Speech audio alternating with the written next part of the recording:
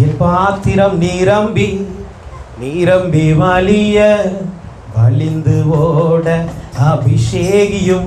என் பாத்திரம் நிரம்பி நிரம்பி வழிய வழிந்து ஓட அபிஷேகியும்.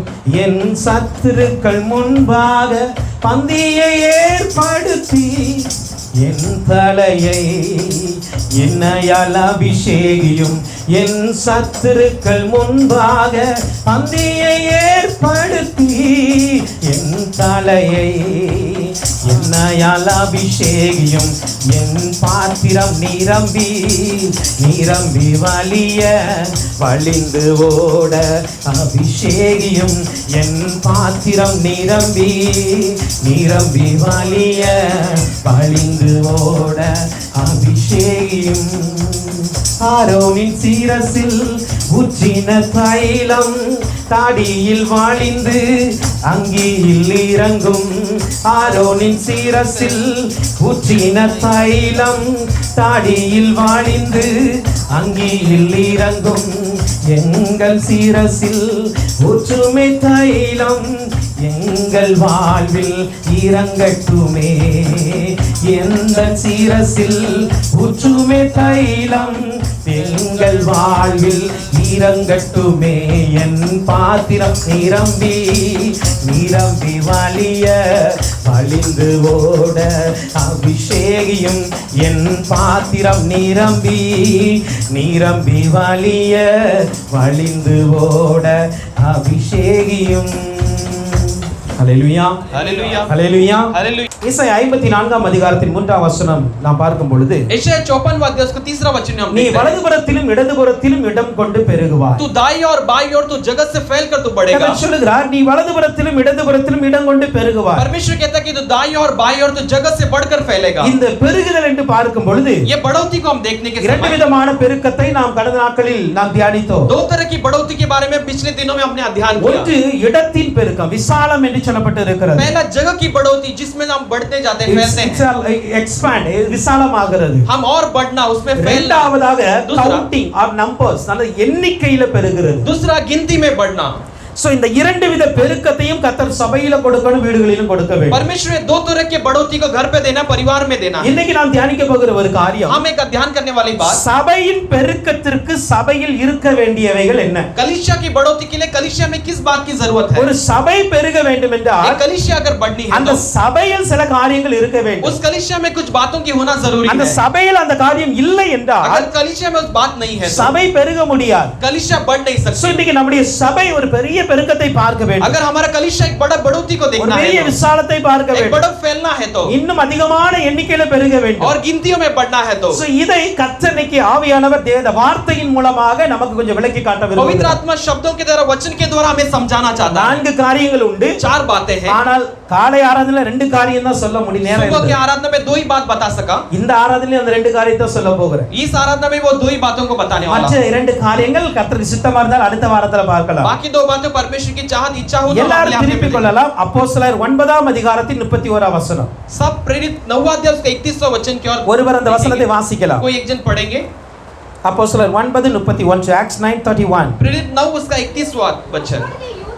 அப்பொழுது யூதேயா கலிலேயா சமாரிய நாடுகளில் எங்கும் சபைகள் சமாதானம் பெற்று பக்தி விருத்தி அடைந்து கர்த்தருக்கு பயப்படுகிற பயத்தோடும் பரிசுத்த ஆவியின் ஆறுதலோடும் நடந்து பெருகின. இங்கு சொல்லப்பட்டு இருக்கிறது यहाँ पे कहा गया है யூதேயா यहूदी கலிலேயா गलीली சமாரியா समारिया இந்த 3 நாடுகளிலும் ये तीनों देशों में சபைகள் பெருகின. कलीसिया बढ़ने लगे. சபைகள் பெருக ஆரம்பித்தது. कलीसिया बढ़ने लगी. இங்கு ஒரு சபை அல்ல, यहाँ पर एक कलीसिया नहीं, பல சபைகள். कई सारे कलीसिया है. புளூரல்ல சொல்லப்பட்டிருக்காங்க. சபைகள் என்று சொல்லப்பட்டு वहाँ இருக்கிறது. पे कलीसिया है कहा गया है. ஹல்லேலூயா. ஹல்லேலூயா. அப்போ சபையின் பெருக்கம் என்பது कलीसिया के बढ़ोतरी किसे எந்த बताती है? அளவுக்கு ஒரு சபையின் விசால விசாலத்தை பெருக்கத்தை குறிக்கிறதோ कैसे एक कलीसिया की बढ़ोतरी को फैलते हुए बनाती है, அப்படியே சபைகளின் எண்ணிக்கையும் பெருக வேண்டும். उसी तरह कलीसियाओं की गिनती भी बढ़नी है. ஒரு சபையின் பெருக்கம் என்பது एक कलीसिया की बढ़ोतरी ஆத்துமாக்களின் பெருக்கத்தை குறிக்கிறது. प्राणों की बढ़ोतरी को दिखाती है. அப்படியே சபையின் எண்ணிக்கையும் கூட்டுகிறது. उसी तरह कलीसियाओं की गिनती को भी बढ़ाती है. இன்றைக்கு இந்த இரண்டையும் சபையில கர்த்தர் செய்ய வேண்டும். आज परमेश्वर कलीसिया में इन दोनों बातों को करना है. உங்களுடைய வாழ்க்கையில் கூட கர்த்தர் அதை செய்ய வேண்டும். परमेश्वर आपके जीवन में इन कार्यों को करना है. ஒன்று, पहला, சபையில் अनेक ஆத்துமாக்களை கொண்டு வந்து சபையை பெருக செய்கிறார். कलीसिया में कई प्राणों को लाकर कलीसिया को बढ़ोतरी से விசாலம் அடைகிறது. वो फैलती है. அப்படியே கர்த்தர் குடும்பத்துல கூட अनेक ஆசீர்வாதங்களை கொடுத்து நம்மை பெருக செய்கிறார். वैसे परिवार में परमेश्वर कई सारे आशीषों को देकर परिवार में आशीष करता है. அப்படியே उसी तरह சபைகளின் எண்ணிக்கை கூட பெருக வேண்டும். कलीसियाओं की गिनती भी बढ़नी இப்பொழுது है. அப்போஸ்தல நாட்களில் பார்க்கும் பொழுது प्रेरित के दिनों में देखते அவர்கள் हैं, ஒவ்வொரு தேசமாய் கடந்து वो போனார்கள். एक एक देश कर कर वो पार कर कर ஒவ்வொரு जाने लगे. தேசத்தில் போகும் பொழுது वो हर एक देश में जब जाने சபையை लगे, ஆரம்பிப்பார்கள். वो कलीसिया को शुरुआत அந்த करते हैं, சபையை ஸ்திரப்படுத்துவார்கள். उसे स्थिर करते हैं. அப்பொழுது ஒரு மூப்பரையோ ஒரு ஊழியரையோ அந்த இடத்தில் वहाँ நியமிப்பார்கள். पे एक सेवक या बुजुर्ग को वहाँ पर स्थापित करते हैं. அதற்கப்புறம் இன்னொரு சபை ஆரம்பிக்க போயிருவாங்க. उसके बाद नई कलीसिया की स्थापना करते ஒரு चले जाते சபையை हैं. உருவாக்கி விட்டு एक कलीसिया को स्थापना இன்னொரு करके சபை ஆரம்பிப்பார்கள். दूसरा कलीसिया की स्थापना करते हैं. அப்படியே उसी तरह இன்னைக்கு நம்ம சபையும் பெருக வேண்டும் என்பது தேவ விருப்பம். आज हमारा कलीसिया भी बढ़ना भी परमेश्वर की चाहत है. அதுதான் தேவனுடைய விருப்பம். यही परमेश्वर की இப்ப चाहत இந்த है. சபையில अनेक ஆத்துமாக்களை கொண்டு வர வேண்டும். हमारे कलीसिया में परमेश्वर कई सारे प्राणों को ले आना है. ஹல்லேலூயா. ஹல்லேலூயா. இங்க பாருங்க அருமையான பிரதர் வந்திருக்காங்க. आज अब एक प्यारे भाई आए हैं. சோ இப்படி अनेक ஜனங்களுக்கு வர வேண்டும். ऐसे कई सारे लोग यहाँ पर इकट्ठा होना. அப்படியே उसी तरह நாம் எங்கெங்க இருக்கிறோமோ அங்கேயும் சபைகள் உருவாக்கப்பட हम வேண்டும். जहाँ कहीं भी वहाँ पर एक नई कलीसिया की स्थापना होनी है. வாஞ்சை இருக்கா? आप चाहते हैं कि नहीं? ஹல்லேலூயா. ஹல்லேலூயா. ஹல்லேலூயா. ஹல்லேலூயா. தாக்கூர்ல இருக்கீங்கன்னா தாக்கூர்ல ஒரு சபை உருவாக்கப்படும். धाकुरली में रहते हैं तो धाकुरली में कलीसिया की டோம்பலில स्थापना होनी है. இருக்கீங்கன்னா டோம்பலில ஒரு சபை உருவாக்கப்பட डोंबिवली में रहते வேண்டும். हैं तो डोंबिवली में कलीसिया की அம்பர்நாத்ல स्थापना होनी இருக்கீங்கன்னா है. அம்பர்நாத்ல ஒரு சபை உருவாக்கப்பட வேண்டும். अमरनाथ में रहते हो तो अमरनाथ में कलीसिया की स्थापना होनी है. எவ்ரிவேர் எல்லா இடங்களிலும் சபை பெருகிறது. हर एक जगह पर ये कलीसिया बढ़नी है. ஹல்லேலூயா. ஹல்லேலூயா. அப்போஸ்தலர் இப்படி நினைக்கல. प्रेरितों ने ऐसा नहीं सोचा. ஒரு இடத்துல போனோமா एक जगह पर हम गए, நல்ல ஊழியம் கிடைச்சிச்சு. अच्छा एक सेवा मिल நல்ல गया, விசுவாசி கிடைச்சாங்க. अच्छा विश्वासी मिल गए, அங்கேயே வாழ்க்கையை ஓட்டிர वहीं पे வேண்டியது. हम अपना जीवन இல்ல बिता இல்ல लेंगे. அவங்க அத நினைக்கல. नहीं, उन्होंने वो नहीं அப்படி सोचा. விருப்பம் என்ன தெரியுமா? उनकी चाहत क्या है? எல்லா இடங்களிலும் சபையை பெருக்க வேண்டும். हर एक जगह में कलीसिया की இப்ப बढ़ोतरी होना இன்னைக்கு है. இந்த வாஞ்சையை சபையில் கர்த்தர் கொடுக்க விரும்புகிறார். आज परमेश्वर इसका चाहत को कलीसिया में देने के लिए இப்ப चाहता है. நாம் இந்த சபைக்கு வருகிறோம். मैं इस कलीसिया में இந்த आता हूँ, சபையை பெருக்குகிறோம். हम इस कलीसिया को बढ़ाते हैं. அப்படியே इसी तरह நாம் இருக்கிற இடங்களிலும் சபைகள் உருவாக நாம் முயற்சி பண்ண வேண்டும். हम जहाँ कहीं भी रहते हैं वहाँ पर भी कलीसिया की स्थापना होने के लिए हमें प्रयास करना है. எப்படி உருவாக்கப்பட முடியும்? कैसे उससे प्रयास कर அதை सकते हैं? உருவாக்குவதற்கு कैसे उसे நீங்கள் स्थापना தான் करने के காரணமாக இருக்க முடியும். लिए? उसके लिए आप ही एक कारण बन நீங்க सकते தான் உங்க கூட ஒரு 10 ஆத்மாவை சேர்க்கணும். हैं. आप आपके साथ एक 10 प्राणों को मिला सकते ஒரு हैं. 20 பேரை சேர்க்கணும். आप 20 लोगों को इकट्ठा करना ஒரு है. 10 குடும்பம் வந்துட்டு அப்படினா एक 10 परिवार आ गए तो அந்த இடத்துல ஆட்டோமேட்டிக்கா ஒரு சபை वहाँ ஆரம்பிச்சிரும். पर अपने एक कलीसिया की स्थापना हो सकती है. ஹல்லேலூயா. हालेलुया. சபை ஆரம்பிச்சிரும். हम एक कलीसिया शुरुआत कर இது வந்து सकते हैं. பிரிவு அல்ல, ये एक अलग करना नहीं, பெருக்கம். एक बढ़ोतरी है. ஹல்லேலூயா. இது हालेलुया. பெருக்கம். एक बढ़ोतरी है. ஹல்லேலூயா. அப்ப இன்னைக்கு இதை தான் கர்த்தர் செய்ய விரும்புகிறார். परमेश्वर इसे ही करना चाहता है. இங்கேயும் இந்த ஆத்துமாக்களை கொண்டு இங்கு நிரப்புகிறார். यहाँ पे भी प्राणों को लेकर इससे एक भरपूरी को அப்படியே लेता நீங்க है. இருக்கிற இடங்களிலும் சபைகளை கர்த்தர் உருவாக்குகிறார். उसी तरह आप जहाँ कहीं भी रहते हैं वहाँ पे भी कलीसिया की स्थापना करने में இதுதான் मदद करता है. பெருக்கத்தின் அடையாளம். ये एक बढ़ोतरी का एक चिन्ह ஒரே है. இடத்துல இருந்துட்டு இருக்க கூடாது. एक ही जगह पर रहते नहीं ஒரே रहना. இடத்துல பெருகிட்டு இருக்க एक கூடாது. ही जगह पे बढ़ते नहीं रहना ஒரே है. இடத்துல பெருகின பிரச்சனை இருக்கு. एक जगह पे बढ़ने से एक समस्या आ எங்க सकती ஓட்ட है. விழுத தெரியாது. कहाँ पर छेद होता है नहीं जानते हैं. ஹல்லேலூயா. ஹல்லேலூயா. எங்க வந்து விசுவாசிங்க வழிக்கு போறாங்களோ நமக்கு தெரியாது. कहाँ पर विश्वासी निकल कर चले जाते हैं हम नहीं जान पाए. ஹல்லேலூயா. ஒரு ஹல்லேலூயா. பெரிய கூட்டத்தையும் एक बड़े एक मंडली को ஒரு 20 பேர் 30 பேர் கூட்டத்தையும் சமாளிக்கிறதுக்கு ரொம்ப டிஃபரெண்ட் இருக்கு. एक 20-30 लोगों को संभालना बहुत आसान होता है. அதற்காக நம்ம ரெண்டு பெருக்கத்தையும் நம்ம எதிர்பார்க்க வேண்டும். इसलिए दोनों बातों को हम बांट जोड़ना जरूरी है. இப்ப நான் சொல்றேன், मैं एक बताता हूँ. இப்ப நம்ம வந்து ஏதோ ஒரு கர்த்தருடைய கிருபையினால வாகனத்திலோ ட்ரெயின்ல ஏதோ வந்துடுறோம். हम परमेश्वर के अनुग्रह से हम किसी तरह से यहाँ पर पहुँचते हैं. கல்யாணம் நோக்கி நம்ம சாடி வந்துடுறோம். हम कहीं से कल्याण से या कहीं से भी हम இப்ப आते நீங்க हैं. உங்க வீட்டு பக்கத்துல 4 பேருக்கு சுவிசேஷம் சொல்லிட்டீங்க. अगर आप घर के पास में आप किसी को सुसमाचार அவர்கள் ஆண்டவரை बताएं, ஏற்றுக்கொண்டாங்க. उन्होंने भी परमेश्वर को स्वीकार लिए. அவர்கள் இவ்வளவு தூரம் வர முடியுமா? वो इतना दूर आ सकते हैं क्या? இவ்வளவு தூரம் வாகனம் அவங்கட்ட வாகனம் கிடையாது. यहाँ पर वो आने के लिए उनके पास गाड़ी नहीं. ஏழை ஜனங்களா இருப்பாங்க. वो गरीब हो सकते हैं. அவர்கள் இவ்வளவு தூரம் வந்து ஆராதிக்க वो முடியாது. इतने दूर आकर आराधना नहीं कर அவருடைய सकते. சூழ்நிலை அதை அனுமதிப்பதில்லை. वो स्थिति इन्हें अनुमति नहीं சில देती. வேளை குடும்பமே அனுமதிப்பதில்லை. कुछ समय परिवार ही अनुमति இப்ப नहीं அந்த देते. ஜனங்களுக்கு என்ன பண்ண तो வேண்டும்? वैसे लोगों के लिए क्या அந்த करना है? ஜனங்களுக்கு அந்த இடத்துல ஒரு சபை உருவாக்கும். उन लोगों के लिए उस जगह पर एक कलीसिया की स्थापना होना जरूरी ஹல்லேலூயா. है. हालेलुया. இந்த பெருக்கத்தை தான் அப்போஸ்தலர்கள் செய்தார்கள். यही बढ़ोतरी को उस प्रेरितों ने उन दिनों में किया था. யூதேயால இருக்கிற விசுவாசி கலிலேயாக்கு வர முடியாது. यहूदी में रहने वाले विश्वासी गलीली नहीं आ सकते थे. கலிலேயால இருக்கிற விசுவாசி சமாரியாக்கு போக போக முடியாது. गलील में रहने वाले विश्वासी समारिया नहीं जा சோ सकते இவங்க थे। என்ன பண்ணாங்கன்னா யூதேயால சபைகளை உருவாக்குனாங்க, इसलिए उन्हें यहूदी में एक कलीसिया को शुरुआत சமாரியால சபைகளை உருவாக்குனாங்க, समारिया में कलीसिया की शुरुआत की, கலிலேயால சபைகளை உருவாக்குனாங்க. गलीलिया में कलीसिया की स्थापना की। இப்படிதான் இன்னைக்கு நம்ம எல்லாருமே சபைகளை உருவாக்க வேண்டும். इसी तरह हम हर कोई कलीसिया को बढ़ोतरी இதற்கு எல்லாரும் இணைந்து உழைக்கணும், इसके लिए सारे लोग मिलकर एकजुट होकर प्रयास இணைந்து करना है। ஜெபிக்கணும், अब मिलकर हम प्रार्थना करना இணைந்து है, தரிசனத்தோடு இருக்க வேண்டும், मिलकर एक दर्शन के साथ रहना है, இணைந்து தேவ சித்தத்தை நிறைவேற்ற मिलकर வேண்டும். परमेश्वर की चाहत को पूरा करना है। அல்லேலூயா. हालेलुया। அப்படி செய்யும் பொழுது ऐसे जब हम करते கர்த்தர் ஒரு हैं பெருக்கத்தை சபையில் परमेश्वर एक बढ़ोतरी का हमारे कलीसिया में हालेलुया। लाता है। हालेलुया। கவலைப்படாதீங்க, अब मत उसके लिए இன்னொரு चिंता இடத்துல मत சபை करिए। அரைச்ச இங்க ஆத்துமாக்கள் வராமலாம் இருக்காது. और एक जगह में कलीसिया शुरुआत करने पे यहाँ पर प्राणों की कमी नहीं होगी। இங்க இருந்து 4 பேர் போனா 40 பேர் ஆண்டவர் கொண்டு यहाँ வருவார். से अगर 4 लोग जाएंगे तो 40 लोगों को परमेश्वर ले आ सकता है। ஹalleluya. हालेलुया। ஹalleluya. हालेलुया। அதனால கல்யாண சபை பெருகாத அப்படி கல்யாண சபை நிச்சயமா பெருகும். इसलिए कल्याण का कलीसिया बढ़ेगा नहीं, ऐसा नहीं। ஆயிரக்கணக்கான ஆத்துமாக்களுடைய சபையா இது மாறும். हजारों की प्राणों में कलीसिया के रूप में बढ़ेगा। ஹalleluya. हालेलुया। நமக்காக अनेक ஆத்துமாக்களை கர்த்தர் வைத்திருக்கிறார். हमारे लिए कई सारे प्राणों को परमेश्वर ने रखा है। வரும் நாட்கள் अनेகர் இங்க வருவாங்க, आने वाले दिन में कई सारे लोग यहाँ पर வியாதியஸ்தர்கள் आएंगे, வருவாங்க, बीमार लोग यहाँ पर आएंगे, சுகம் அடைவாங்க, चंगाई पाएंगे, சமாதானம் இல்லாம ஜனங்கள் வருவாங்க, समाधान नहीं है वो लोग यहाँ पर சமாதானம் आएंगे, பெறுவாங்க, समाधान शांति கட்டுகளோடு पाएंगे, ஜனங்கள் வருவாங்க, बंधन के साथ लोग கட்டுகள் आएंगे, அறுக்கப்படும்.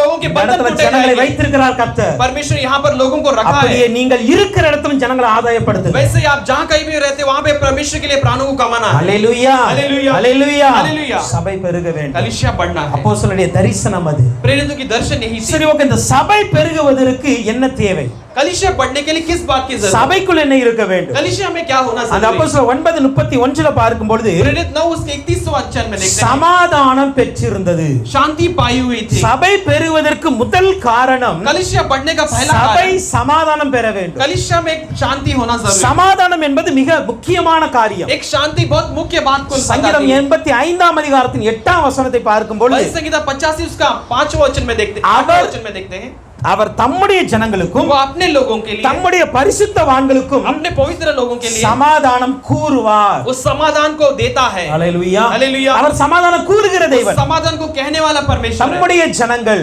अपने लोगों के தம்முடைய लिए, பரிசுத்தவான்கள், अपने पवित्र लोगों के அவர் लिए சமாதானம் கூறுவாருங்க. वो समाधान को कहता है। நீங்க கர்த்தருடைய ஜனமா இருந்து अगर பாருங்க, आप परमेश्वर के लोग बनकर குடும்பத்துல रहेंगे, சமாதானம் இருக்கும், आपके परिवार में एक सुख शांति உங்க होगी, வாழ்க்கையில சமாதானம் இருக்கும், आपके जीवन में एक समाधान होगी, சபையில சமாதானம் இருக்கும். कलीसिया में एक शांति होगी। ஏன்னா क्योंकि கர்த்தர் எல்லா புத்திக்கும் மேலான தேவ சமாதானத்தை கொடுக்கிறார். परमेश्वर सबसे बढ़कर अपने समाधान को वो देता है। பிலிப்பியர் 4:17 4:7 பிலிப்பியர் 4:7 फिलिपिया 4 इसका 7वां वचन, அங்க என்ன சொல்லப்பட்டு இருக்கிறது? वहां पर क्या कहा गया நீங்க है? ஜெபிங்க, तो प्रार्थना உங்க कीजिए, பிரச்சனை எல்லாம் ஜெபத்துல சொல்லுங்க. आप अपना सारे समस्या को प्रार्थना में रखिए, எவ்வளவு ஜெபிக்க முடியும் ஜெபிங்க. जितना प्रार्थना कर सकते हैं तो कीजिए। ஜெபிச்ச உடனே ஆண்டவர் प्रार्थना करते ही वचन कहता எல்லா है புத்திக்கும் மேலான தேவ சமாதானம் உங்க இருதயத்தை ஆளுகை செய்யும். सबसे बढ़कर परमेश्वर की समाधान आपके हृदय पर वो राज ஜெபிக்கிற करता है। பிள்ளைக்கு இருதயத்துல சமாதானம் जो இருக்கும். कोई प्रार्थना करता है उसके हृदय में परमेश्वर का समाधान राज உங்க करता है। வாழ்க்கையில எது இருந்தாலும் இல்லாட்டாலும் आपके जीवन में जो कुछ भी हो या ना हो, இருதயத்துல சமாதானம் இருக்கும். आपके हृदय में समाधान உங்க होगी, மனசுல சமாதானம் இருக்கும். आपके हृदय में एक शांति होगी। அது எப்போ வரும்னா आपके मन में वो शांति உங்க कब आ रही பிரச்சனை है? எல்லாம் ஆண்டவர்ட்ட சொல்லி ஜெபிங்க. जब अपना सारा समस्या परमेश्वर के पास बैठकर बताकर प्रार्थना நீங்க करते சொல்லி ஜெபிக்கும் பொழுது हो, आप जब ये सब कहकर உங்கள் प्रार्थना करते हो, இருதயம் சமாதானம் அடையும். आपके मन में एक शांति होगी। ஹalleluya. हालेलुया। இயேசு சொல்லுங்க, என்னுடைய சமாதானத்தை நான் உங்களுக்கு வைத்து परमेश्वर कहता है कि मैं अपने समाधान को तुम्हारे लिए रखता हूँ। யோவான் 14:27 यूहन्ना 16 उसका 17वां वचन, உலகம் தருகிற மாதிரி இல்ல, जैसे संसार देता वैसे नहीं, என் சமாதானத்தை நான் உங்களுக்கு தரேன். मैं अपने समाधान को तुम्हें देता அப்போ हूँ। சமாதானம் பெற வேண்டும். इसलिए शांति पाना இப்ப இந்த जरूरी है। சமாதானத்தை குலைக்கிற ரெண்டு காரியம் इस இருக்கு. समाधान को बिगाड़ने वाले 2 बातें हैं। ஒன்று पहला வெளியே இருக்கிற காரியம், बाहर की बातें, இன்னொன்று உள்ள இருக்கிற காரியம். दूसरा अंदर की बातें। ஒரு சபையா இருக்கட்டும் அல்லது உங்க குடும்பமா एक இருக்கட்டும், कलीसिया होने दो या परिवार होने दो, சமாதானத்தை குலைக்கிற ரெண்டு காரியம் இருக்கும். समाधान शांति को बिगाड़ने वाले 2 बातें நீங்க हैं। நினைப்பீங்க சமாதானமா இருக்கணும்னு, आप सोचे कि शांति के साथ रहो, ஆனா அங்க பாத்தீங்க அப்படின்னா लेकिन आप देखते समय உள்ளேயே சில பிரிவினை இருக்கும். कुछ अंदर ही कुछ बिगावट को लाने वाले कुछ बातें होंगी। ஹalleluya. हालेलुया। சபைக்கு உள்ளேயே பிரிவினை இருக்கும். कलीसिया के अंदर ही ऐसे बिखरापन लाने वाली குடும்பத்துக்குள்ளே बातें பிரிவினை होंगी। இருக்கும். एक परिवार के अंदर ही ऐसे மனைவி बिखरापन ஒன்னு होगा। சொல்லுவாங்க, புருஷன் ஒன்னு சொல்லுவாங்க, एक पत्नी एक कहेगी, पति एक कहेगा, பெற்றோர் ஒன்னு சொல்லுவாங்க, பிள்ளைங்க ஒன்னு சொல்லுவாங்க. माता पिता एक कहेंगे, बच्चे एक இது कहेंगे। குடும்பத்திற்குள்ள பிரிவினை. ये परिवार के अंदर ही लिए एक समस्या है। சபைக்குள்ள சில பிரிவினை இருக்கும். वैसे कलीसिया के अंदर एक व्याकुलपन அவங்க होता है। இவங்க சொல்லி பெரிய பெரிய இது वो இருக்கும். ये कहकर ऐसे भिन्न रीति से बताने சில वाले होंगे। பிரிவினைகள், the partition or separations, ऐसे बिखरेपन, ऐसे एक दूसरे के अंदर एक झगड़े को ले இது आने वाला। உள்ள இருக்கிற பிரச்சனை. ये अंदर रहने वाली एक समस्या है। இந்த உள்ள இருக்கிற இது வந்து சமாதானத்தை கெடுக்கிற பிரிவினைகள். ये अंदर की बातें एक समाधान को बिगाड़ने वाली बात है। இதனை கத்த துரதிக்கு போடும். परमेश्वर इसको बदलना है। இரண்டாவது, दूसरा, வெளியே இருந்து வருகிற ப்ராப்ளம்ஸ் बाहर से आने वाली समस्या அல்லது பெர்சிக்யூஷன்ஸ், या उसके ऊपर परमेश्वर के लिए जो क्लेश है, அது வந்து பிரச்சனையா இருக்கலாம் அல்லது உபத்திரவமா वो இருக்கலாம். समस्या हो सकती है या क्लेश हो सकती है। இத எல்லா சபையும் ஃபேஸ் பண்ணும். ये हर एक कलीसिया उसे सहता है। ஏதோ நம்ம சபையில இல்ல, ये केवल हमारे कलीसिया के लिए नहीं। அப்போஸ்தல நாட்களில் இருந்து இத ஃபேஸ் பண்ணிட்டு இருக்காங்க. प्रेरित के दिनों से ये होते हुए आप देखते हैं। உள்ளேயும் கிரேக்க ஸ்திரீகள் சொல்லுவாங்க, यहाँ पे अंदर भी ग्रीक की स्त्री எங்களை ஒழுங்கா कहती है, கவனிக்க மாட்டீங்க, हमें सही तरीके से तुम देखभाल नहीं உள்ளேயும் करते। பிரிவினை இருக்கத்தான் செய்யும். अंदर भी वैसे एक बिखरापन रहता இவங்க है। போய் எந்த இடத்துல ஊழியம் பார்க்கறாங்களோ, ये जहां पर भी जाकर सेवा ஏன் करते அந்த हैं, நாமத்தை குறித்து உன்னை பேசக்கூடாதுன்னு சொல்லியிருக்காங்கல்ல. ये उस नाम से बोलना नहीं है, ऐसे कहा गया है। வெளிய இருந்து பிரச்சனை வரத்தான் செய்யும். बाहर से भी कुछ समस्या आती है, ஆனால் இதன் நடுவில் தான் लेकिन इन दोनों के बीच में சபை சமாதானம் பெற்றது. कलीसिया शांति को पाती है। ஹalleluya. हालेलुया। இதன் நடுவில் தான், इन दोनों के बीच में, பிரச்சனைகளின் நடுவில் इन தான், समस्या के बीच में, பிரிவினைகளின் நடுவில் தான் इन भिन्नता के बीच சபை में சமாதானம் பெறுகிறது. कलीसिया एक शांति को पाती குடும்பம் है, சமாதானம் பெறுகிறது. परिवार एक शांति को पाती ஏன்னா है, இயேசு கிறிஸ்து கொடுத்த சமாதானம். क्योंकि यीशु मसीह ने दिया हुआ है शांति। ஹalleluya. हालेलुया। அதனால இன்னைக்கு என்ன பண்ணணும்னா, इसलिए आज हमें क्या உள்ள करना है? இருக்கிற பிரிவினைகளை இங்க மாற்ற வேண்டும். अंदर के सारे बिखरेपन को हमें हटाना है। முதலாவது 1 தெசலோனிக்கர் 5ஆம் அதிகாரத்தின் 13ஆம் வசனத்தை पहला பார்க்கும்போது, தெசलोनिके 5वां अध्याय के 13 वचन में हम देखते हैं, உங்களுக்குள்ளே சமாதானமாய் இருங்கள். आपके बीच में आप समाधान के साथ रहिए। யாருக்குள்ள? किसके बीच में? உங்களுக்குள்ள சமாதானமாய் हम இருங்க. अपने बीच में समाधान के உங்க साथ रहिए। குடும்பத்துல நீங்க आप சமாதானமாய் अपने இருங்க. परिवार में एक शांति के உங்க साथ रहिए। சபையில சமாதானமாய் आप अपने இருங்க. कलीसिया में एक शांति के साथ வெளிய रहिए। இருக்கிற சமாதானத்தை நெக்ஸ்ட் பாத்துக்கலாம். बाहर की शांति समाधान को बाद में देखेंगे। ஃபர்ஸ்ட் எனக்குள் சமாதானம் இருக்கும். पहले मेरे अंदर एक शांति होनी என் चाहिए। குடும்பத்துல சமாதானம் मेरे இருக்கும். परिवार में एक शांति என் होना है। சபையில சமாதானம் मेरे இருக்கும். कलीसिया में एक शांति होना है। ஏன் சமாதானமா இருக்கணும்? क्यों हम समाधान के साथ கர்த்தர் रहना है? ஏன் சபையில் சமாதானத்தை நாடுகிறார்? परमेश्वर क्यों कलीसिया में एक समाधान को बांट जोता है? ஹalleluya. हालेलुया। நீங்க கொலோசியர் 3ஆம் அதிகாரத்தின் 15ஆம் வசனத்தை பார்க்கும்போது, कोलोसियों 3 अध्याय के 15वें वचन में अगर आप देखोगे तो தேவ சமாதானம் உங்கள் இருதயத்தை ஆளக்கடவது. परमेश्वर का समाधान आपके हृदय को राज करे। ஏன் ஆளணும் அப்படினா, क्यों राज करना है? நீங்கள் இதற்கென்றே அழைக்கப்பட்டீர்கள். आप इसी के लिए बुलाए गए हो। எதற்கு? किस लिए? ஒரே சரீரமாய் இருப்பதற்கு. एक ही शरीर के रूप में रहने के लिए। ஒரே சரீரமாய் இருப்பதற்காகவே एक அழைக்கப்பட்டீர்கள். ही शरीर के रूप में रहने के लिए आप बुलाए गए हो। அதனால நன்றி அறிதல் உள்ளவர்களாய் இருங்கள். इसलिए हम धन्यवाद के साथ रहने के लिए हमें रहना அந்த है। வசனத்தின் ஆழமான கருத்து என்ன தெரியுமா? उस बहन का गहराई क्या है जानते हो? கர்த்தர் உங்களுக்கு சமாதானத்தை கொடுத்துட்டார். परमेश्वर आपको समाधान को दे दिया। உங்க இருதயத்துல சமாதானம் आपके ஊற்றிட்டார். हृदय में समाधान को उंडेल दिया அதற்கு है। ஒரு காரணம் வச்சிருக்கிறார். उसका एक कारण रखा है। நீங்க எல்லாரும் எப்படி இருக்கணும் தெரியுமா? आप सब कैसे रहना है? ஆண்டவர் ஏன் உங்களை அழைச்சிருக்கார் தெரியுமா? परमेश्वर ने क्यों तुम्हें बुलाया நீங்கள் है? ஒரே சரீரமாய் இருக்க आप வேண்டும். सब एक शरीर के रूप में रहने के लिए। ஒரே சரீரம், एक ही शरीर, ஒரே சரீரமா இருக்கணும். एक ही शरीर के रूप में रहना எப்படி है। ஒரே சரீரமா இருக்க कैसे முடியும்? हम एक ही शरीर के रूप में இப்போ रह எனக்கு सकते கால்ல ஒரு அடிபட்டுட்டு, हैं? अब मेरे पैर में एक चोट लग गया है। உடனே तुरंत என் கால் சொல்லிச்சோ சொல்லலையோ என் கை அந்த இடத்தை தொடும். मेरे पैर ने कहा ही नहीं, मेरा हाथ उसे छूने लगेगा। என் கண்ணுல ஒரு தூசி விழுந்துச்சு. मेरे आंख में कुछ धूल गिर गए। அந்த கண்ணு என்கிட்ட சொல்லிச்சோ இல்லையோ உடனே என் கண்ணு போய் கை போய் கசக்குறது. मेरे आंख ने मुझे कहा ही नहीं, लेकिन मेरा हाथ वहां पर अपने आप चले जाते हैं और उसे धोने लगता है। ஒரே சரீரத்தின் அனுபவம் இதுதான். एक ही शरीर का अनुभव यही होती है। ஹalleluya. ஹalleluya. இதைத்தான் கர்த்தர் சபையில எதிர்பார்க்கிறார், यही குடும்பத்துல परमेश्वर எதிர்பார்க்கிறார். कलीसिया में और समय परिवार में चाहता है। இந்த ஒரே சரீரமா இருப்பதற்காகவே एक ही शरीर के रूप में हम रहने के लिए கர்த்தர் சமாதானத்தை கொடுத்திருக்கிறார். परमेश्वर अपने शांति को दिया இதற்கு है। தான் நீங்கள் நான் அழைக்கப்பட்டிருக்கிறோம். इसीलिए आप और मैं बुलाए गए। எத்தனை பேரை கர்த்தர் அழைக்கல? कितने लोगों को परमेश्वर अब तक बुलाया அவங்க नहीं? எப்படி சண்டை போட்டுட்டு இருக்காங்க? वो कैसे भी झगड़ते रहे, அவங்க எப்படி பிரிஞ்சு वो கிடக்கட்டும். कैसे भी अलग பட் बिखरे நீங்களும் रहा, நானும் எப்படி இருக்கணும் लेकिन அப்படின்னா, आप और मैं कैसे நம்ம रहना ஒரே है? சரீரமா हम இருக்கணும். एक शरीर के रूप में ஒருவருக்கு रहेंगे, ஒருவர் சமாதானமா, एक दूसरे में शांति बनाए ஒருவர் रखेंगे, பிரச்சனைகளை ஒருவர் தீர்க்கிறவரா, एक समस्या को दूसरा समस्या हल करने ஒருவருக்கு लायक, ஒருவர் ஆறுதல் கூறுகிறவர்களா, एक दूसरे को तसल्ली कहने लायक, ஒருவரை ஒருவர் एक தாங்குகிறவர்களா, दूसरे को हम तसल्ली देकर हमें उसे संभालने लायक, ஒருவருக்கு ஒருவர் एक ஜெபிக்கிறவர்களா, दूसरे के लिए प्रार्थना करने लायक, ஒருவரை ஒருவர் एक உற்சாகப்படுத்துகிறவர்களா दूसरे को हम उत्साह दिलाने लायक, இருக்கும்படியாகவே அழைக்கப்பட்டு இருக்கிறோம். हम ऐसे रहने के लिए बुलाए गए हैं। ஹalleluya. हालेलुया, ஹalleluya. हालेलुया। இதுக்கு நான் அழைக்கப்பட்டிருக்கிறதுனால इसलिए हम बुलाए गए, इसलिए கொஞ்சமாவது நன்றியோடு இருங்க. நான் थोड़ा तो ஆண்டவருக்கு हम धन्यवाद के साथ रहने के लिए परमेश्वर चाहता கொஞ்சமாவது ஆண்டவருக்கு நன்றியோடு है। हम இருங்க. परमेश्वर के लिए थोड़ा तो धन्यवाद करने இதுக்கு நீங்க लायक, அழைக்கப்பட்டிருக்கிறீங்க. आप इसके लिए बुलाए गए हो। அதனால பிரிவினை எல்லாம் தூக்கி தூர इसके வச்சுட்டு लिए आपके अंदर के झगड़े सांप को दूर रखकर சமாதானமா இருங்க. एक समाधान शांति शांति के साथ रहिए। ஹல்லேலூயா. हालेलुया। எபேசியர் 4:3. एफिसियर चौथा अध्याय तीसरा वचन। எபேசியர் 4:3 இத பார்க்கும்போது एफिसियर 4 उसका तीसरा वचन हम देखते हैं। நீங்கள் சமாதான கட்டினால் आप समाधान के बंधन के द्वारा ஆவியின் ஒருமையை காத்துக்கொள்ள ஜாக்கிரதையா இருங்கள். आप आत्मा में एक मन रहने के लिए आप संभाल लेकर रखिए। எதனால? किसके द्वारा? ஆவியின் ஒருமையை காத்துக்கொள்ளணும். आत्मा में एक मन के साथ रहने के लिए हमें संभलना है। எதினால்? சமாதான கட்டினால். एक समाधान के बंधन के द्वारा। ஆவியின் ஒரு மனம். आत्मा में एक मन। ஹல்லேலூயா. हालेलुया। ஹல்லேலூயா. நான் கொஞ்சம் ஃபாஸ்டா போறேன், நேரம் குறைவா இருக்குறதுனால. समय कम होने के कारण मैं बहुत जल्दी बताना चाहता हूं। ஆவியின் ஒரு மனத்தை சமாதானத்தினால் காத்துக்கொள்ள வேண்டும். आत्मा में एक मन हम समाधान के द्वारा उसे संभाल लेना है। ஆவியின் ஒரு மனம் என்றால் என்ன? आत्मा में एक मन कैसे होता है? உலகத்துல பலவித ஆவிகள் இருக்கு. संसार में कई सारे आत्माएं हैं। பொல்லாத ஆவி இருக்கு, एक दुष्ट आत्मा है, பிசாசின் ஆவி இருக்கு, शैतान की आत्मा है, अंधकार ஆவி இருக்கு, अंधकार की आत्मा है, பொய்யின் ஆவி இருக்கு, झूठा आत्मा है। பலவித ஆவிகள் இருக்கு. ऐसे कई सारे आत्माएं हैं। ஆனால் தேவ ஆலயத்துல लेकिन परमेश्वर के भवन में, தேவ பிள்ளைகளுக்குள்ள परमेश्वर के लोगों के बीच में ஒரே ஆவி தான் இருக்கு, பரிசுத்த ஆவி. केवल एक ही आत्मा है, वो पवित्र आत्मा है। ஹல்லேலூயா. हालेलुया। இப்போ உங்களுக்கும் எனக்கும் வேற ஆவி கிடையாது. आपके लिए और मेरे बीच में कोई अलग आत्मा நம்ம नहीं। எல்லாருக்கும் ஒரே பரிசுத்த ஆவி இருக்கிறார். हम सब के लिए एक ही पवित्र आत्मा है। அந்த ஒரே ஆவியானவர் சகலத்தையும் நடத்துகிறார். वो एक ही पवित्र आत्मा सारी चीजों में हमें चलाता है। இப்போ இந்த ஆவியின் ஒருமையை காத்துக்கொள்ள इस வேண்டும். आत्मा के एक मन को हमें संभालना जरूरी है। எப்படி காத்துக்கொள்ளணும்? சமாதானத்தினால். कैसे संभाल सकते हैं? एक समाधान शांति के द्वारा நம்ம எல்லாம் இந்த संभाल। ஆவியினால இன்னைக்கு எப்படி இருக்கோம்? இணைந்து இருக்கிறோம். हम सब उसके पवित्र आत्मा के द्वारा हम जुड़े हुए हैं। நீங்கள் விசுவாசிகளா இருக்கலாம், நான் இங்க இருந்து பிரசங்கம் பண்ணலாம். आप विश्वासी हैं, हम यहाँ से प्रचार करते हैं। நாளைக்கு நான் அங்க உட்காரலாம், நீங்க வந்து பிரசங்கம் कल பண்ணலாம். हम वहाँ पर रह सकते हैं, आप यहाँ पर आकर प्रचार कर सकते வாட் हैं। எவர் மேபி, எதனாலும் இருக்கட்டும். कैसे भी कोई भी स्थिति हो, ஆனால் लेकिन ஆவியின் ஒரு மனம் குலைய கூடாது. आत्मा में एक मन कभी नहीं बिगड़ता। ஆவியின் ஒரு மனம் குலைந்தது அப்படினா आत्मा में अगर एक मन बिगड़ गया तो நீங்க சமாதானத்தை கெடுத்து आप போடுறீங்க. अपने शांति को बिगाड़ लो। ஹல்லேலூயா. हालेलुया। ஹல்லேலூயா. हालेलुया। ரெண்டு காரியத்தை நல்லா புரிந்து दो கொள்ளணும். चीजों को अच्छी तरह समझ लेना है। ஒன்று, கர்த்தர் ஏன் என்னை அழைத்திருக்கிறார்? पहला, परमेश्वर ने मुझे क्यों बुलाया है? ஒரே சரீரமாய் இருக்கு. एक ही शरीर के रूप में रहने के लिए। இரண்டாவதாக दूसरा,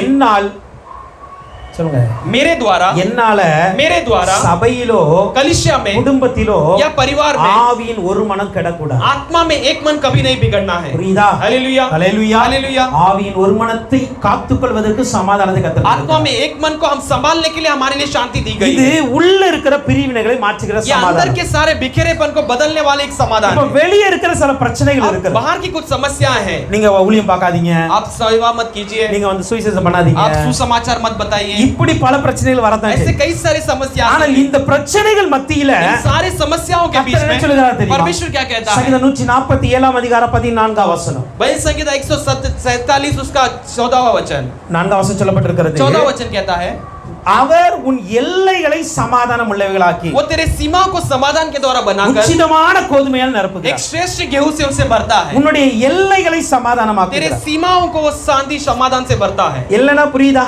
अब अपनी सीमा जानते हैं, பவுண்டரி லைன்.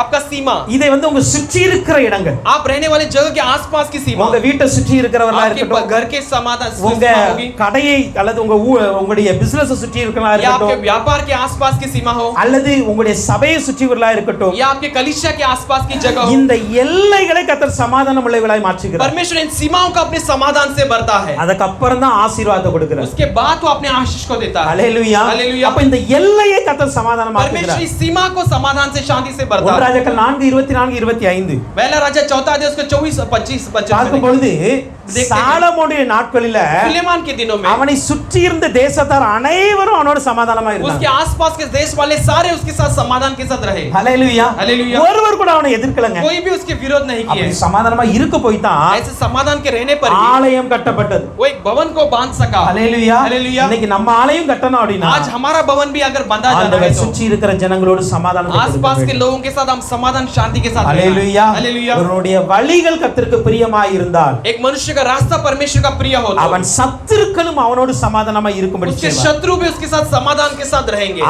நீங்க வந்து கர்த்தருக்கு பிரியமா வாழுங்க. आप परमेश्वर के लिए एक प्रिय जीवन बिताइए।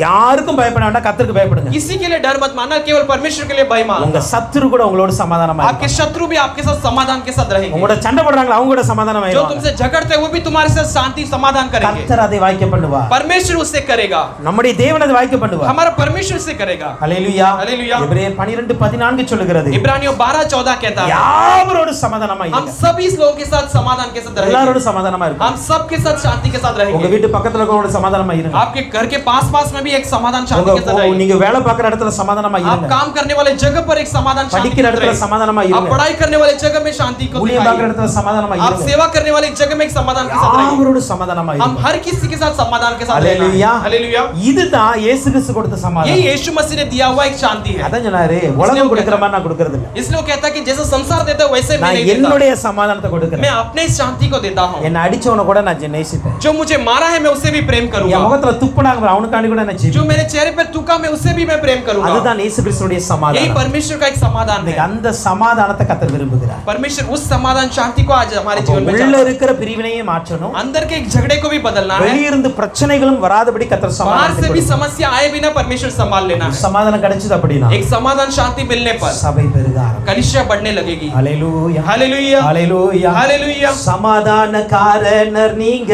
தானே, சர்வ வல்லவர் நீங்க தானே, சமாதானக்காரனர் நீங்க தானே, சர்வ வல்லவரும் நீங்க தான். இயேசு நீங்க இருக்கையில நாங்க சோர்ந்து போவதில்லை, இயேசு நீங்க இருக்கையில நாங்க சோர்ந்து போவதில்லை.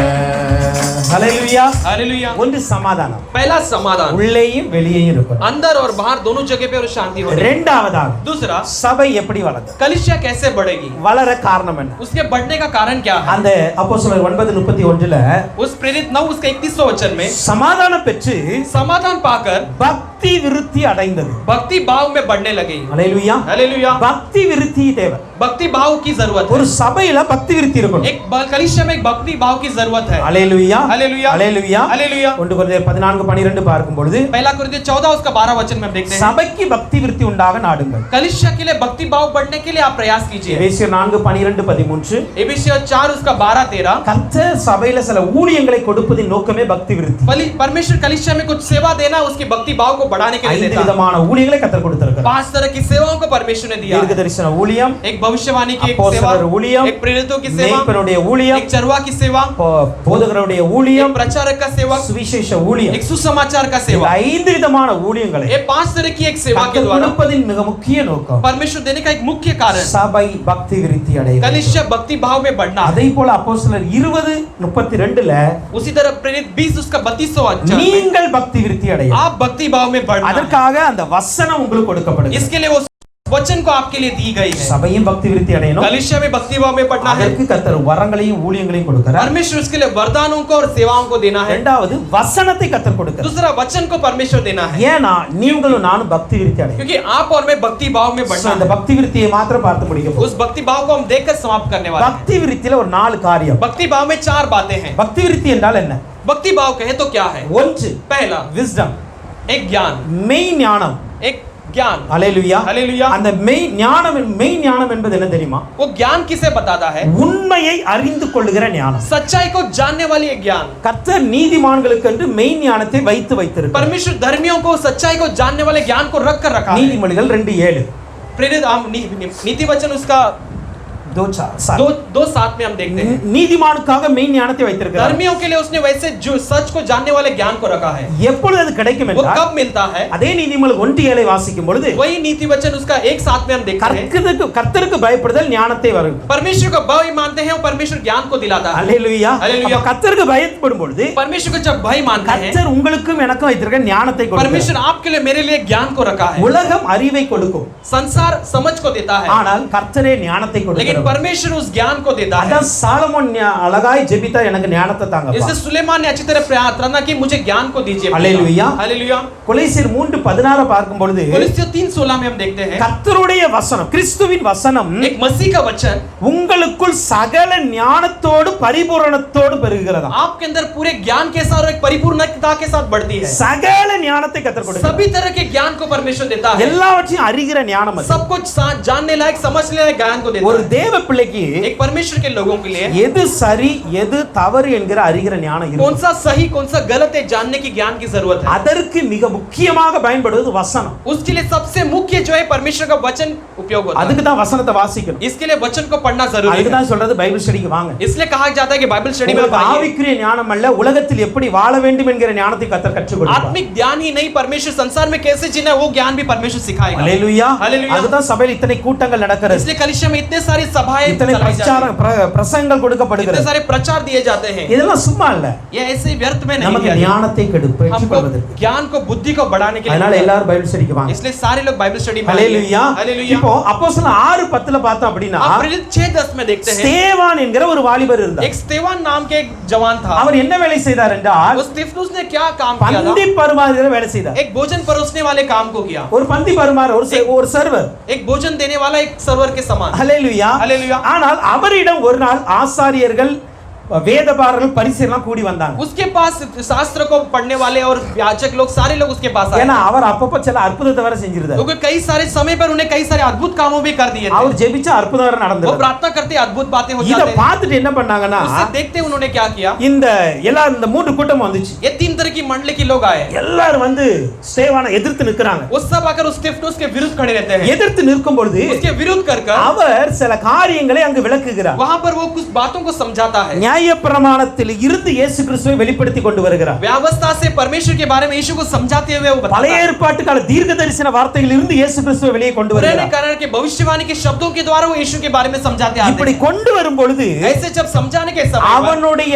ஞானத்தையும் ஆவியையும் அவர்களால் எதிர்க்க முடியவில்லை. उसके ज्ञान को और उसके आत्मा को वो विरुद्ध नहीं कर पाए. யோசித்து பாருங்க, हम सोच कर देखेंगे வேதபாரர்கள்னா வேதத்தை கரைச்சு வச்சிருப்பாங்க. शास्त्र का जांच पड़ताल करने वाले शास्त्र के बारे में अच्छा ज्ञान அவ்வளவு ஞானம் இருக்கு அவங்களுக்கு. उनके पास इतना अच्छा ज्ञान होता है. ஆசாரியர்களுக்கு சொல்லவே வேண்டாம். याजकों को कहने की जरूरत नहीं. அவர்கள் அப்படியே நியாயப்பிரமாணங்களை நல்லா वो படிச்சவங்க. व्यवस्था को ऐसे उन्होंने अच्छी तरह से पढ़े हुए लोग रहते ஆனா हैं. இவர்கள் கூட लेकिन ये लोग भी ஸ்தேவானின் ஞானத்தை எதிர்க்க முடியல. स्तिफनुस के ज्ञान को वो विरुद्ध नहीं कर पाए. அவர் யாரு? वो कौन था? சாதாரண ஒரு வாலிபன். एक साधारण जवान அவர் था. எந்த பைபிள் காலேஜ் போகல. वो कोई बाइबल कॉलेज नहीं எந்த गया. ரெவரண்ட் பட்டமும் வாங்கல. वो कोई भी रेवरेंड का पद नहीं எந்த पाया. ஆசாரியரும் மாறல. कोई याजक नहीं बना. லேவியராவும் இருக்கல. कोई लेवी के रूप ஒரு में भी नहीं रहा. சாதாரண வாலிபனை கர்த்தர் ஞானமுள்ளவனாய் एक மாற்றுகிறார். साधारण जवान को परमेश्वर एक ज्ञानी बनाया. கர்த்தர் உங்களையும் அப்படிப்பட்ட ஞானத்தோடு மாற்ற வேண்டும். परमेश्वर आपको भी ऐसे ज्ञान के साथ बनाना है. ஹalleluya. हालेलुया. வசனத்தை நல்லா படிங்க. आप वचन को अच्छी तरह पढ़िए. நல்ல தியானம் பண்ணுங்க. अच्छी तरह उससे अध्ययन कीजिए. நல்ல ஞானிகளாய் மாறலாம். अच्छे ज्ञानी बन सकते हैं. ஹalleluya. हालेलुया. அதே போல उसी तरह 1 கொரிந்தியர் 14:1 பார்க்கும் பொழுது पहला कोरिन्थियर 14:1 में हम देखते हैं ஞான வரங்களை நாடுங்கள். ज्ञान के वरदान को बांट जोना. வரத்திலே ஞான வரம் ரெண்டு இருக்கு. वरदान में ज्ञान का वरदान दो बातें हैं. ஒன்று पहला ஞானத்தை போதிக்கும் வசனம். ज्ञान को बताने वाले वचन की वचन. அறிவை உணர்ந்து கொள்ளும் வசனம். हम ज्ञान को समझने वाली एक இந்த वचन. ரெண்டு ஒரு வரம். दोनों एक वरदान है. ஒரு வரம் பாருங்க. ये वरदान है. ஆனால் இதற்கு பெயர் ஞான வரங்கள். लेकिन इसका नाम है ज्ञान का वरदान. ஹalleluya. हालेलुया. ஏங்க நம்மளால हमसे ஒரு பெரிய அற்புதம் செய்யாட்டாலும் பிரச்சனை கிடையாது. एक अद्भुत काम न किया तो भी चलेगा.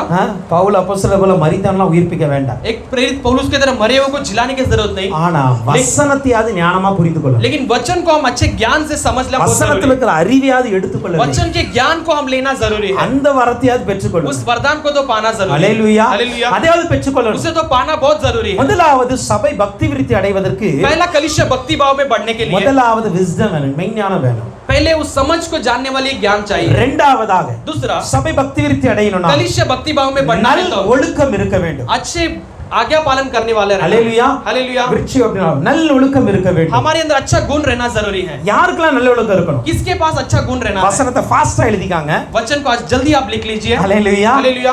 1 தீமோத்தேயு 3ஆம் அதிகாரம் 4ஆம் வசனம். पहला तीमुथियुस 3 अध्याय उसका 4था वचन. கண்காணியானவன் நல்லொழுக்கமாய் இருக்க வேண்டும். जो कोई देखभाल करता है वो अच्छा ज्ञानी गुण के साथ रहना ஒரு जरूरी है. ஊழியக்காரர் நல்லொழுக்கமாய் एक இருக்கணும். सेवक जो है अच्छे गुण के साथ रहना जरूरी है. இரண்டாவது दूसरा அதே 1 தீமோத்தேயு 3:8 वही एक पहला तीमुथियुस 3:8 में देखते हैं உதவிக்காரர்கள் நல்லொழுக்கமாய் இருக்க जो வேண்டும். कोई मदद करते हैं वो अच्छे गुण के साथ रहना जरूरी है. சபையில் ஊழியம் செய்கிற உதவிக்காரர்கள் कलीसिया में सेवा करने वाले ऐसा मदद करने वाले சின்ன भाई சின்ன வேலைகள் பார்க்கலாம். छोटे छोटे काम कर सकते हैं. கொயர்ல நிக்கலாம். या choir में खड़े रह மியூசிக் सकते हैं. அடிக்கிறவங்க, म्यूजिक बजाने वाले, டிரான்ஸ்லேட் பண்றவங்க, ट्रांसलेट करने वाले हो. எல்லாரும் உதவிக்காரர்கள். सारे लोग मदद करने वाले हैं. இவர்கள்லாம் எப்படி இருக்கணும்? वे सब कैसे होना है? நல்லொழுக்கமா இருக்கணும். अच्छे गुण ज्ञान में बढ़ा முன்னாடி रहना है. நிக்கிறது பிரச்சனை இல்ல. முன்னாடி இருக்கிறது பெரிய आगे காரியம் रहना उसका बड़ा समस्या है, நல்லொழுக்கமா இருக்கும் लेकिन अच्छे गुण के साथ रहना மூன்றாவது चाहिए। तीसरा, அதே 1 தீமோத்தி 3:11 पहला तीमुथियुस 3:11 में देखते हैं, ஹல்லேலூயா हालेलुया, ஸ்திரீகள் நல்லொழுக்கமாய் இருக்க வேண்டும் स्त्री अच्छे गुण के साथ रहना है। 4ஆம் வசனத்துல பார்த்தோம் चौथे वचन में हमने देखा ஊழியக்காரர் நல்லொழுக்கமா இருக்கணும் सेवक लोग अच्छे गुण के साथ रहना 8ஆம் है। வசனத்துல பார்த்தோம் 8वें वचन में देखा உதவிக்காரர் நல்லொழுக்கமா मदद இருக்கணும் करने वाले अच्छे गुण के साथ रहना 11ஆம் है। வசனத்துல பார்த்திருக்கிறோம் 11वें वचन में हमने देखा है ஸ்திரீகள் நல்லொழுக்கமா இருக்கணும் सारे स्त्री अच्छे गुण के साथ रहना அப்படியே है। 2 தீமோத்தி 2ஆம் அதிகாரம் 2ஆம் வசனம் वैसे दूसरा तीमुथियुस दूसरा अध्याय के दूसरा वचन में देखते हैं, தீத்து 2ஆம் அதிகாரம் 2ஆம் வசனம் माफी चाहते हैं, तीतु दूसरा अध्याय के दूसरा वचन में அங்கு பார்க்கும் பொழுது वहां पे हम देखते हैं முதிர் வயதுள்ள புருஷர்கள் அப்பனா மூப்பர்கள் நல்லொழுக்கமா இருக்கணும் बुजुर्ग लोग, वो सारे लोग अच्छे ज्ञान के साथ रहना है। முதிர் வயதுள்ளவர்கள் एक बड़े उम्र के लोग அவர்களும் நல்லொழுக்கமா இருக்கணும் अच्छे गुण के साथ रहना है। அதே தீத்து 2ஆம் அதிகாரத்தில் 6 லிருந்து 8 வரைக்கும் பார்க்கும் பொழுது वही तीतु दूसरा अध्याय के 6 से लेकर 8 तक हम देखते हैं பாலிய புருஷர்கள்னா யங்ஸ்டர்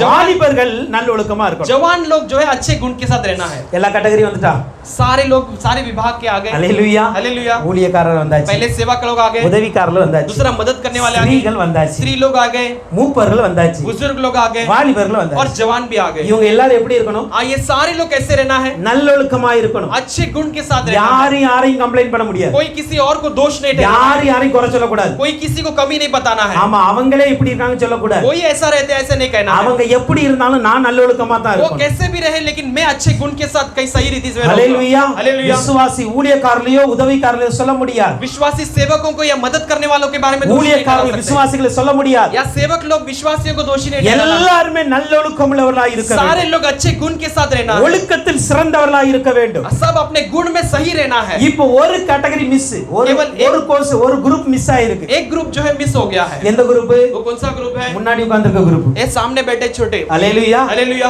இந்த குட்டீஸ்கள குரூப் மிஸ் ஆயிருக்கு ये छोटे बच्चों का जो है उसमें छूट ஏன் गया। அதை மிஸ் பண்ணிருக்காங்க क्यों वहां पर அப்படினா उन्हें छोड़ा गया है? இவங்க எல்லாம் ஒழுங்கா இருந்தா அவங்க தானா अगर ஒழுங்காயிடுவாங்க ये सारे लोग सही रहेंगे तो ये भी अपने आप सही हो जाएंगे। ஹல்லேலூயா हालेलुया। புரியுதா आप समझ लिए ना? ஊழியக்காரர் ஒழுங்கா இருந்து सेवक लोग सही रहकर, உதவிக்காரர் ஒழுங்கா இருந்து मदद करने वाले सही रहकर, பெரிய ஸ்திரீகள் ஒழுங்கா இருந்து बड़े स्त्री यहाँ सही रहकर, மூப்பர்கள் ஒழுங்கா बड़े இருந்து बुजुर्ग लोग सही रहकर, வாலிபர் ஒழுக்கமாய் जवान வாழ்ந்துட்டாங்கன்னா सब सही रीति से जीवन बिताने பின்வரும் पर சந்ததி ஒழுக்கத்திலே வளரும் आने वाली संतान सही रीति से सही गुण में अपना जीवन हालेलुया। बिताएगी। हालेलुया। ஹல்லேலூயா हालेलुया। அப்போ முழு சபையும் நல்லொழுக்கமா இருக்கணும் पूरा कलीसिया अच्छे गुण में भक्ति भाव में முழு बढ़ेगी। குடும்பமும் நல்லொழுக்கமா இருக்கணும் पूरा परिवार अच्छे गुण में बढ़ेगी, அப்பந்தான் பக்தி விருத்தி அடையும் तब भक्ति भाव में बढ़ सकते हैं। ஹல்லேலூயா हालेलुया। அப்படியே उसी तरह பாருங்க 1 கொரிந்தியர் 14:40 पहला कोरिन्थियों 14 उसका 40 वचन में அங்க देखते பார்த்தா हैं। அப்படினா वहां पर हम देखते हैं சகலமும் நல்லொழுக்கமாய் கிரமாய் செய்யப்பட கடவுது सारी चीज अच्छे गुण में और सही रीति से किए गए हैं। அடுத்து ஒண்ணு தெரியுமா अगले एक चीज को हमें समझ இது लेना நம்ம है। எல்லாம் நல்லொழுக்கமா வாழணும் हम सब अच्छे गुण के साथ रहना है। அடுத்ததாக अगला, எதை செய்தாலும் நல்லொழுக்கமா செய்யணும் कोई भी चीज को करेंगे सही गुण के साथ सही रीति से करना है। ஆராதனை நடக்கா आराधना होता है क्या? ஒழுக்கமா ஆராதிக்கணும் हम सही रीति से आराधना करना है। ஆராதனையில பேசக்கூடாது आराधना के समय बातें नहीं करना है। வசனத்தை கேக்குறீங்களா वचन को सुनते हैं क्या? ஒழுக்கத்தோடு கேளுங்க सही रीति से आप वचन को सुनिए। ஹல்லேலூயா ஹல்லேலூயா। மியூசிக் அடிச்சாலும் சரி பாட்டு படிச்சாலும் சரி म्यूजिक बजाए या गीत गाए அல்லது டான்ஸ் ஆடினாலும் சரி நாடகம் நடிச்சாலும் சரி या डांस करे या आप कोई नाटक करें, எல்லாத்திலும் ஒழுக்கம் இருக்கணும் सारी चीजों को एक सही रीति ஒரு होना है। கிரமமாய் செய்ய வேண்டும் हम एक सही रीति से करना है। கர்த்தர் அதை தான் விரும்புகிறார் परमेश्वर इसे ही चाहता है। சகலமும் सारे चीजों को ஒன்னு சொல்லட்டுமா एक बात बता, சபைக்கு வெளியே என்னனாலும் பண்ணிட்டு போறாங்க कलीसिया के बाहर कोई भी कैसे भी किया जाए, சபைக்கு வெளியே எப்படி ஆடுவாங்க आप कलीसिया के बाहर कैसे भी नाचते சபைக்கு हो, வெளியே எப்படி இருந்துட்டு போறாங்க कलीसिया के बाहर आप कैसे भी रहा होंगे, சபைக்கு உள் செய்யப்படுகிற ஒவ்வொரு காரியமும் ஒழுக்கத்தோடு இருக்கு लेकिन कलीसिया के अंदर करने वाले हर एक बात में एक सही रीति एक सही ढंग होना जरूरी है। ஏன் தெரியுமா क्यों जानते हैं? சபையை தான் கர்த்தர் कलीसिया को परमेश्वर தனக்கு முன்பு கரை திரையற்ற மகிமையான சபையாய் நிறுத்துகிறார் अपने सामने एक निर्दोष और निष्कलंक को वो खड़ा करता है। ஹல்லேலூயா हालेलुया। அப்ப சபைக்கு உள்ளாக கலிசியா நீங்களும் के अंदर நானும் எதை செய்தாலும் आप और मैं कलीसिया के अंदर कोई भी चीज करने पर ஒழுக்கத்தோடு செய்யணும் एक सही ढंग से सही रीति से பிரசங்கம் करना பண்ணுகிற है। நானா இருக்கட்டும் கேட்கிற நீங்களா இருக்கட்டும். प्रचार करने वाला मैं होने दो या सुनने वाले आप हो, ஒவ்வொரு காரியம் சபையில செய்றீங்களா ஒழுக்கமா செய்யுங்க हर एक बात अगर कलीसिया में करते हो तो सही रीति से करना हालेलुया। है। हालेलुया। ஒவ்வொரு நாள் யோசிக்கணும் हर एक दिन को हमें सोचना है, அர்ப்பணிக்கணும் आप समर्पण நான் करना है। செய்கிற எந்த ஒரு காரியமும் हम करने वाले कोई भी बात हो சபையின் ஒழுக்கத்தை கெடுத்துறக்கூடாது कलीसिया के ढंग को बिगाड़ना नहीं है, தேவனின் பரிசுத்தத்தை परमेश्वर கெடுத்துறக்கூடாது की पवित्रता को नहीं बिगाड़ना है। ஹல்லேலூயா हालेलुया। அப்ப எதை செஞ்சாலும் நல்லொழுக்கமாய் कोई செய்யுங்க भी चीज को करें हम सही रीति से இப்போ सही ढंग से நீங்க करें, ஒழுக்கமாய் வாழ்வதையும் हम सही रीति से रहकर जीवन ஒழுக்கத்தை बिताएं, ஒழுக்கமாய் செய்கிறதையும் हम सही बातों को सही रीति से करना கெடுக்கிற है। ஒரு காரியத்தை சொல்லுகிறேன் बिगाड़ने वाले एक बात को बताता 1 हूं। கொரிந்தியர் 15:33 पहला कुरिन्थियों 15 उसका 33 वचन। ஆகாத சம்பாஷணைகள் நல்லொழுக்கத்தை கெடுக்கும். हम अनचाहत बातें जो है एक बिगड़ावट को, एक बिखरेपन को लाता है। நீங்க நல்லா தான் வாழ்வீங்க, हम अच्छा जीवन बिताते ஆனா हैं, தேவையில்லாத பேச்சு பேச ஆரம்பிச்சீங்க लेकिन अनचाहत बातें जब करने लगते हैं உங்க நல்லொழுக்கத்தை கெடுத்துரும். आप अपने अच्छे गुण को बिगाड़ लेते हैं। ஆகாத சம்பாஷணைகள் வேண்டாம். जो अनचाहत बातें हैं वो हमारे बीच में नहीं होना। தேவையில்லாத எதையும் நீங்க பேசாதீங்க. जो हमारे बीच में जरूरत नहीं है वैसे कोई भी बातें हम नहीं करेंगे। மூன்றாவது நபரை குறித்து பேசுவதை நிறுத்திடுங்க. तीसरे मनुष्य के बारे में बात करना हम रोकना है। எல்லா இடமும் சொல்றேன், சபையில மாத்திரம் இல்ல, केवल कलीसिया में नहीं, வீடுகளிலும் கூட आप अपने घर पे भी நீங்கள் பேசுவதில கவனமா இருங்க. आप जो भी बातें करते हो उसमें सावधानी நீங்கள் बरकरार யாரை रखें। பற்றி आप பேசுகிறீர்களோ किसके बारे में बोलते हो உங்க பிள்ளைங்க அதை கேட்டுட்டு இருப்பாங்க. आपके बच्चे उसे सुनते हैं। நாளைக்கு அவர் வந்து அந்த பிள்ளைக்கு அட்வைஸ் பண்ணும்போது ஒரு தவறு செய்யும் பொழுது कल वो मनुष्य अगर उस बच्चे को कुछ समझाने के அந்த समय பிள்ளை சொல்லுவான், நீங்கள் என்ன ஒழுக்கமா वो இருந்தீங்க. बच्चा कहेगा आप क्या सही रीति से रहे क्या? வேண்டாம். वैसे ஹalleluya. नहीं करना है। ஆகாத சம்பாஷணைகள் ऐसे நல்லொழுக்கத்தை. अनचाहत बातें हम हमारे गुण को बदलने இந்த लायक हैं। வருஷத்துல ஒரு தீர்மானம் எடுங்க. इस साल में एक निर्णय लेंगे, தேவையில்லாத பேச்சு, வெட்டி பேச்சு நான் பேச मैं மாட்டேன். व्यर्थ के बातें, जो अनचाहत बातें, ये सब नहीं करूंगा। ஹalleluya. हालेलुया। ஏன்னா நீங்க நல்லா தான் இருப்பீங்க. आप अच्छी रीति से रहते हो। நீங்க பேசுறாங்களா அந்த ஆட்கள் வந்து உங்களுக்கு எடுத்து விட்டுருவாங்க. जो कोई बातें करते हैं वो आकर आपको बिगाड़ ஓகே, देंगे। ஒன்று மெய்ஞானம், अच्छा ज्ञान, இரண்டாவது நல்லொழுக்கம், दूसरा अच्छा गुण, மூன்றாவது விசுவாசம். तीसरा विश्वास। உங்கள் பக்தி விருத்திக்கு தேவையானது ஒன்று விசுவாசம். तीसरा आपके भक्ति भाव के लिए चाहिए आपके लिए विश्वास। வசனத்தை மாத்திரம் குறித்துக் एक கொள்ளுங்கள். वचन को सिर्फ लिख लीजिए। அப்போஸ்தலர் 14:22, प्रेरित 14 उसका 22 वचन, 16:5, 16:5. जो 16 अध्याय उसका 5वां वचन। ரெண்டு இது பார்க்கும் பொழுது हम दोनों जगह पर देखते हैं சீஷருடைய மனதை திடப்படுத்தி விசுவாசத்தில் நிலைத்திருக்க அவர் சொன்னார். चेलों के हृदय के विश्वास में दृढ़ करने के लिए उसने कहा। சீஷருடைய மனதை திடப்படுத்தினார். चेलों के हृदय को दृढ़ करने लायक। யாருடைய மனதை? किसका हृदय? சீஷர்கள். चेलों के। ஹalleluya. हालेलुया। சீஷர்கள் என்ன சாதாரணப்பட்டவங்களா? चेले साधारण लोग है क्या? அவருக்கு இயேசு நல்லா தெரியும். वो सब यीशु के बारे में விசுவாசம் जानते हैं। என்னன்னு தெரியும். विश्वास क्या है वो जानते हैं। பரிசுத்தம்னா என்னன்னு தெரியும். पवित्रता क्या है वो जानते हैं। எல்லாரும் தெரிஞ்சவங்க தான் சீஷர்கள். वो सब जाने हुए ही चेले ஆனா हैं। அவர்களுடைய மனதை கூட சில வேளை திடப்படுத்தணும். लेकिन उनका मन में भी कुछ समय में दृढ़ करना, स्थिर करना जरूरी होता हालेलुया. है। हालेलुया। சில வேளையில कुछ समय நல்ல ஜெபிக்கிறவங்களா இருந்தாலும் கூட अच्छा प्रार्थना करने वाले रहेंगे तो भी, விசுவாசத்துல ரொம்ப பயங்கரமா ஹிருதயம் இருந்தாலும் கூட विश्वास में अच्छे स्थिर रहने वाले हो तो भी ஏதோ ஒரு சூழ்நிலையில தளர்ந்துருவாங்க. कोई भी एक स्थिति में वो गिर जाए, அவர்களை திடப்படுத்துங்க. उन्हें स्थिर करना है। ஹalleluya. हालेलुया। அவர்களை பலப்படுத்துங்க. उन्हें बल देना है। அதே போல சபைகள் விசுவாசத்தில் ஸ்திரப்பட வேண்டும். उसी तरह कलीसिया है विश्वास में स्थिर पाने அப்ப के இந்த लिए। ஸ்திரப்படுதல் தான் பக்தி விருத்தி. स्थिर पाना ही भक्ति भाव को அது दिखाता எங்க है। இருந்து வருது என்றால் वो कहां से விசுவாசத்தில் வருகிறது. वो कहां से आता है कहे तो विश्वास से आता है। எந்த சூழ்நிலையும் விசுவாசம் விட்டாது. किसी भी स्थिति में हम विश्वास को नहीं छोड़ेंगे। எது நடந்தாலும் நடக்காட்டாலும் கர்த்தர் என்னோடு கூட இருக்கார். कोई भी बात बीते या ना बीते लेकिन परमेश्वर मेरे साथ है। யார் கைவிட்டாலும் பரவாயில்லை, கர்த்தர் என்னோடு கூட कोई भी இருக்கார். त्याग दे मुझे लेकिन परमेश्वर मेरे साथ அந்த है। விசுவாசம் தான் சபையை பெருக்கிச்சு. वो विश्वास ही कलीसिया को बढ़ने को लगा। ஹalleluya. हालेलुया। கடைசியாக आखिर में देखते हैं அன்பு. प्रेम। ஹalleluya. हालेलुया। அன்பு இருக்கணும்.